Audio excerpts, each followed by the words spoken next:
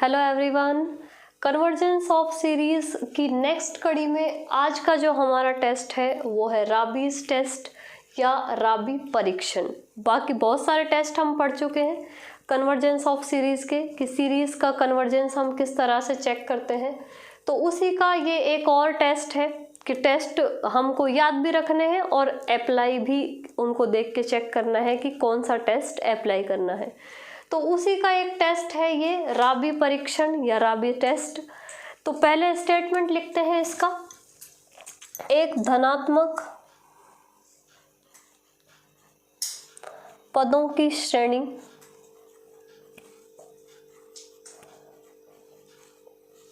Sigma UN इस प्रकार है कि n UN upon UN plus 1 minus 1 और लिमिट अप्लाई होगी इस पे n टेंस टू इन्फिनिटी। ये वैल्यू है L के बराबर कि एक श्रेणी है सिग्मा UN धनात्मक पदों की श्रेणी वो इस प्रकार है कि n UN upon UN plus 1 minus 1 और यहाँ पे लिमिट अप्लाई की है n टेंस टू इन्फिनिटी। तो ये स्टेटमेंट याद रखना है। ये वैल्यू किसके बराबर कि कोई वैल्यू आएगी L वास्तविक नंबर या रियल नंबर कि ये L पर अब कंडीशन अप्लाई होगी कि यदि फर्स्ट कंडीशन है कि यदि L ग्रेटर देन 1 तो सिग्मा UN अभिसारी होगी या कन्वर्जेंट कि L ग्रेटर देन 1 पर ये जो श्रेणी है वो अभिसारी या कन्वर्जेंट होती है। और सेकंड कंडीशन है जस्ट अपोजिट इसकी कि यदि L लेस देन 1 तो सिग्मा UN अपसारी होगी। अपसारी या डाइवर्जेंट अपसारी होगी या इसी को डाइवर्जेंट हम लिख सकते हैं। तो ये राबी टेस्ट का स्टेटमेंट है कि n tends to infinity limit n UN upon UN plus 1 उसमें से माइनस 1 यहाँ पे 1 माइनस किया और इसको हम सॉल्व करेंगे तो कोई ना कोई एक रियल नंबर आएगा। वो नंबर अगर ग्रेटर देन 1 है तो श्रेणी होगी कन्वर्जेंट और लेस देन 1 है तो श्रेणी होगी डाइवर्जेंट। तो पहले स्टेटमेंट को लिख के याद करेंगे, उसके बाद एग्जांपल्स लेते हैं इसके।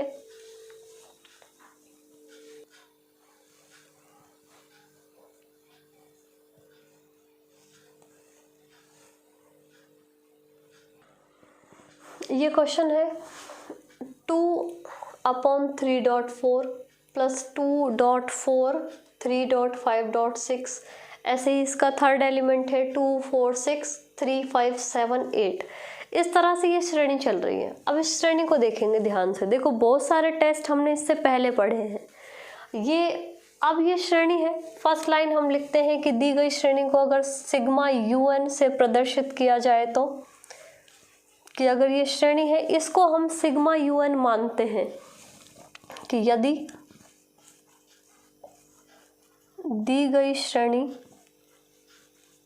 सिग्मा UN है तो कि ये श्रेणी सिग्मा UN है तो हम इसकी nth टर्म लिखते हैं UN लिखते हैं। तो वो UN या AN किस तरह से लिखेंगे देखो।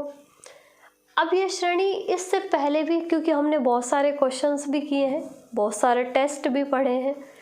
यहाँ पे ये पहला पद है इसका, ये दूसरा, ये तीसरा, ये चौथा। जब भी हम nth टर्म लिखते हैं कि जैसे यहाँ पे हम लिखेंगे इसके nth टर्म UN। अब से पहले हमने जितने भी सवाल पढ़े हैं सबका क्या तरीका था कि एक टर्म हमने लिखी UN, उसी से हमारी पहला पद भी बन जाता है, दूसरा भी बन जाता है, तीसरा भी बन जाता है। मीन्स n की वैल्यू रखते जाएंगे और जो सारे पद हैं वो बनते जाएंगे। लेकिन यहाँ पे देखो, यहाँ पे पद को लिखने के साथ साथ ये पद एक के बाद एक बढ़ते जा रहे हैं कि यहाँ पे एक एलिमेंट एक नंबर था, यहाँ 2 नंबर है, फिर यहाँ पे 3 है, फिर अगले में 4 होंगे, फिर 5 होंगे, फिर 6 होंगे। ऐसे ही यहाँ इसके अपॉन में 2 है, यहाँ 3 है, फिर 4 है, 5 है, इस तरह से ये बढ़ते जाएंगे। तो इसको लिखने का क्या तरीका है? तो देखो इसको हम किस तरह से लिखेंगे कि यहाँ पे जो nवां पद आएगा वो किस टाइप से आएगा कि इसमें हर पद का स्टार्टिंग इस तरह से हो रहा है 2.4.6 और ये लास्ट कहाँ तक जा रहा है 2n तक। मीन्स n की 1 वैल्यू पे ये लास्ट वाला पद क्या होना चाहिए कि 1 वैल्यू रखेंगे, पहला पद n बराबर 1 रखा तो लास्ट में क्या आना चाहिए 2। मीन्स अब ये सारे पद नहीं आएंगे, ये श्रेणी या ये पद यहीं रुक जाएगा। ऐसे ही अपॉन में देखो यहाँ पे हम चलेंगे तो उसके जस्ट एक बाद कि किस तरह से चल रहा है 3.5.7 और इस तरह से चलने के बाद में ये कहाँ तक जाएंगे 2n+1 तक कि जो विषम संख्याएं हैं। देखो इसमें नोटिस करने वाली चीज़ है कि यहाँ पे सारे सम नंबर या इवन नंबर चल रहे हैं, 2 फिर 2 4 2 4 6, तो यहाँ पे तो सिर्फ सम संख्याएं चल रही हैं। यहाँ पे पहले विषम नंबर है, उसके बाद में एक सम नंबर है। तो देखो कैसे कि यहाँ पे सिर्फ इसके बाद वाला पद 2n से अगला 2n+1, उसके बाद एक नंबर और है जो इससे 2 एक्स्ट्रा है, जो यहाँ पे हमने 2n लिखा वहीं पे एक इवन नंबर और आएगा जो क्या आएगा 2n+2। तो ये ध्यान रखना है। देखो अब देखो इसमें n के वैल्यूज रख के देखते हैं हम। अगर हम n बराबर 1 रखेंगे तो लास्ट वाला पद 2, यहाँ पे लास्ट वाला पद 2 इंटू 1+1 यानी कि 2+1 3, यानी कि यहीं पे रुक गया। तो 2/3 आया, उसके अलावा 4 और बच गया। तो ये हमने सम नंबर जो हर पद के नीचे लास्ट में एक सम संख्या लिखी हुई है उसको हमने अलग से लिख दिया है, क्योंकि यहाँ पे नंबर चल रहे हैं विषम और विषम नंबर चलने के बाद में एक नंबर और है सम। तो मीन्स इस तरह से एडजस्ट करना है कि वो सारे नंबर्स पे हमको सही कैलकुलेशन दे। तो ये सम नंबर का एक अलग से टर्म हमने लिख दिया। अब हम जितना भी n की वैल्यू रखेंगे उतने ही नंबर वाला पद हमको यहाँ पे मिल जाएगा। तो अब un लिख दिया, un के साथ में un+1 बहुत आसानी से लिख सकते हैं हम।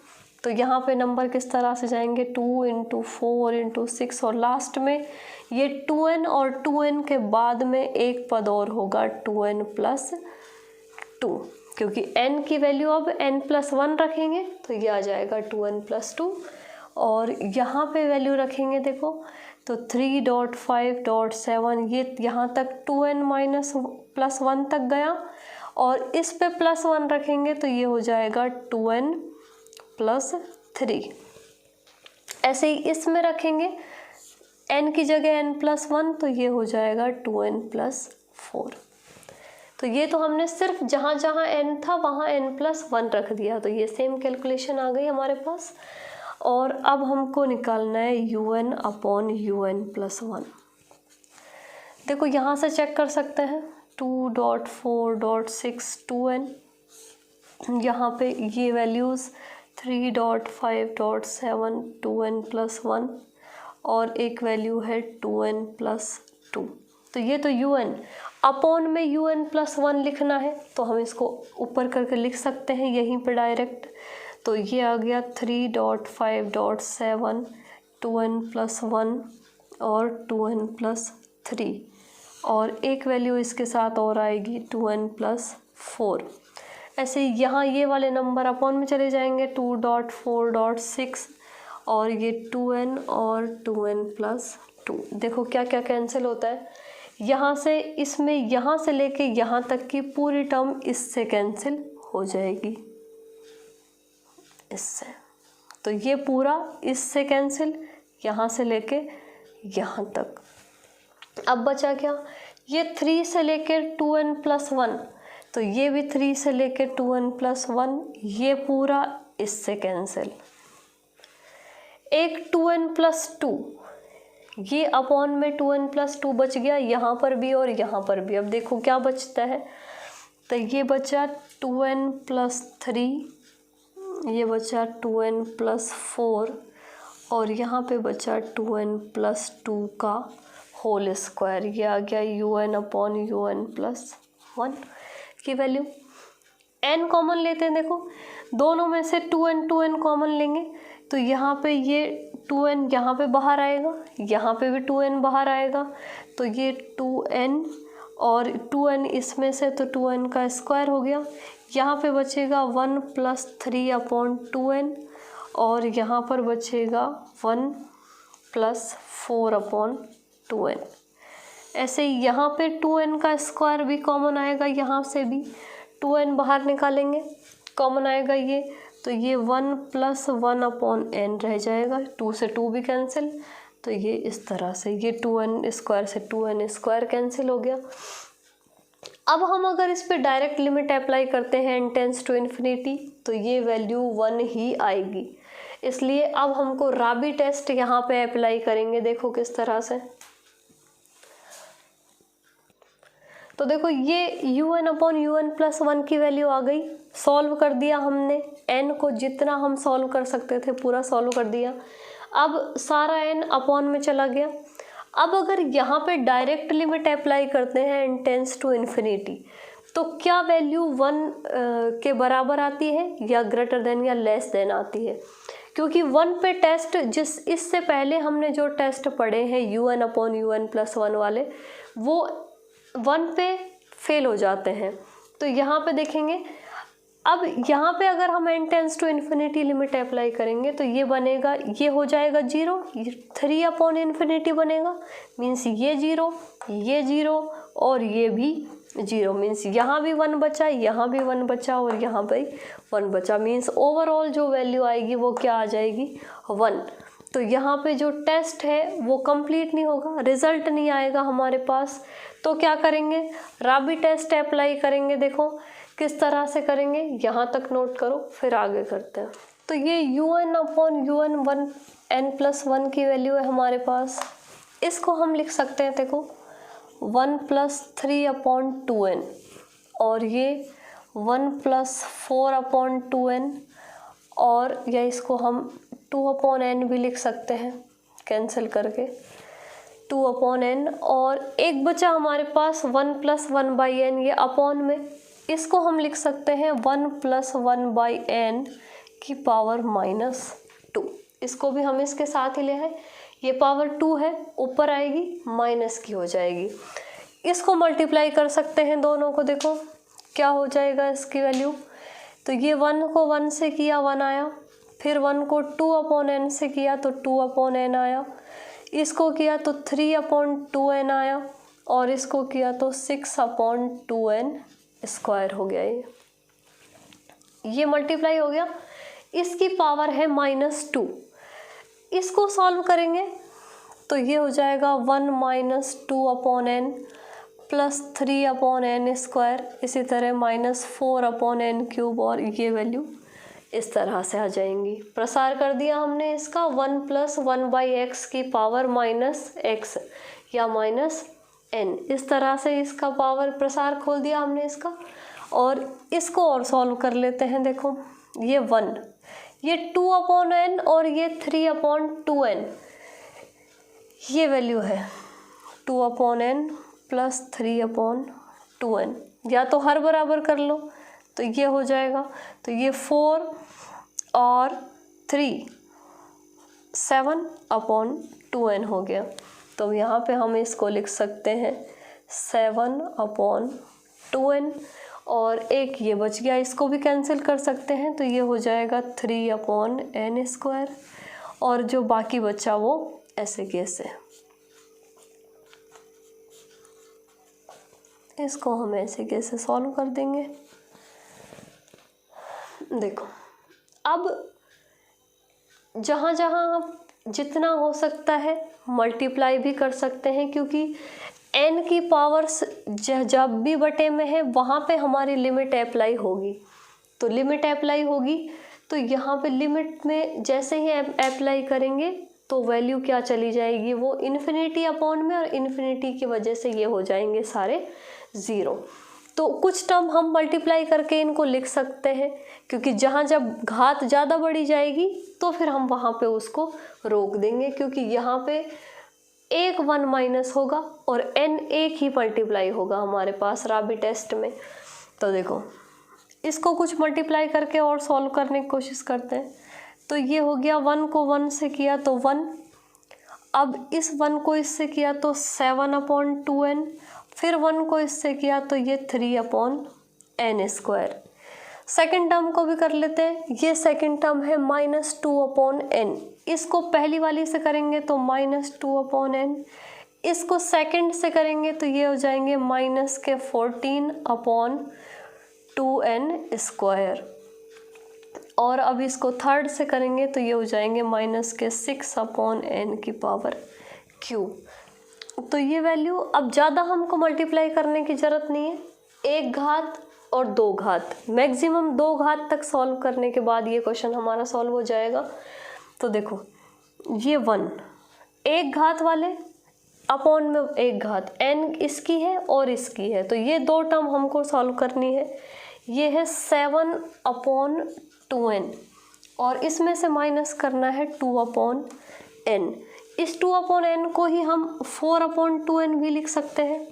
अब डायरेक्ट हमारे, क्योंकि ये सॉल्व हो जाएगा, ये हो गया 3/2n।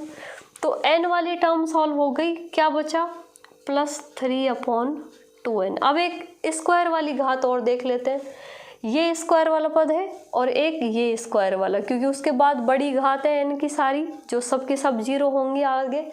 तो ये 2 घात वाला पद, एक तो है ये 3/n² और एक 2 घात वाला पद है ये, इसको हम लिख सकते हैं 7/n², 2 से कैंसिल करके इसका, कि ये 3/n² को 1 से मल्टीप्लाई करेंगे तो ये 3/n², एक टर्म छूट गई थी, तो ये 3/n², इसको और ऐड कर देंगे 3/n², तो ये होगा 6 और 6 - 7 यानी कि -1/n²। इसके बाद जितनी भी टर्म्स होंगी वो सारी n की और बड़ी घातें होंगी सारी की सारी।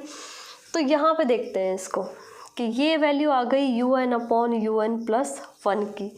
अगर इस पे हम n tends to infinity limit apply करते हैं तो 1 के अलावा बाकी सारी वैल्यूज़ हो जाती हैं 0 और यहाँ पे ये टेस्ट हो जाएगा फेल।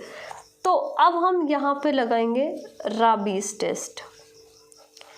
तो राबीज टेस्ट का जो स्टेटमेंट है वो है n un/un+1 - 1, मीन्स पहले un/un+1 में से 1 माइनस करना है और उस पे n मल्टीप्लाई करना है। तो ये 1 -1 की वजह से ये कैंसिल हो जाएगा और वैल्यू बचेगी 3/2 -1/n एंड n की और घातें। और इसी पे हमको लिमिट अप्लाई करनी है दोनों side n tends to infinity, और यहाँ पे भी लिमिट अप्लाई कर देंगे n tends to infinity. n tends to infinity limit apply करेंगे तो वैल्यू आएगी 3/2 एंड 3/2 इज़ ग्रेटर देन 1, और ग्रेटर देन 1 तो सीरीज होगी यहाँ पर कन्वर्जेंट।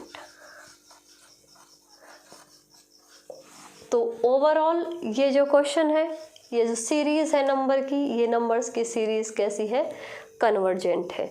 तो इस तरह से हम राबी टेस्ट यूज़ कर सकते हैं। पहले un/un+1 निकालेंगे, वो वैल्यू अगर 1 आती है, अगर वहीं पे पहले वाले टेस्ट अगर लागू हो जाते हैं, क्वेश्चन सॉल्व हो जाता है तो ठीक है। अगर वो टेस्ट अप्लाई नहीं होता है, वैल्यू 1 आ रही है, तो वैल्यू 1 आएगी, तो जब वैल्यू 1 आती है तो टेस्ट ज़्यादातर क्या है, फेल हो जाते हैं। तो जब 1 वैल्यू आ रही है तो फिर हम राबी टेस्ट अप्लाई करके देखेंगे। राबी टेस्ट का कथन क्या है कि n un/un+1 -1, इस पे अगर लिमिट अप्लाई होने के बाद में वैल्यू 1 नहीं आती है तो यहाँ पे हमको रिजल्ट मिल जाएगा कि श्रेणी कन्वर्जेंट होगी या डाइवर्जेंट। तो इस टाइप के और बाकी क्वेश्चंस भी सॉल्व कर सकते हैं। तो आपका फीडबैक ज़रूर शेयर करें कि किस तरह की आपको ये वीडियो लग रही है, जिससे कि जो बाकी जो क्वेश्चन है उसकी प्रैक्टिस सेट भी सॉल्व कराए जाए। ठीक है, मिलते हैं।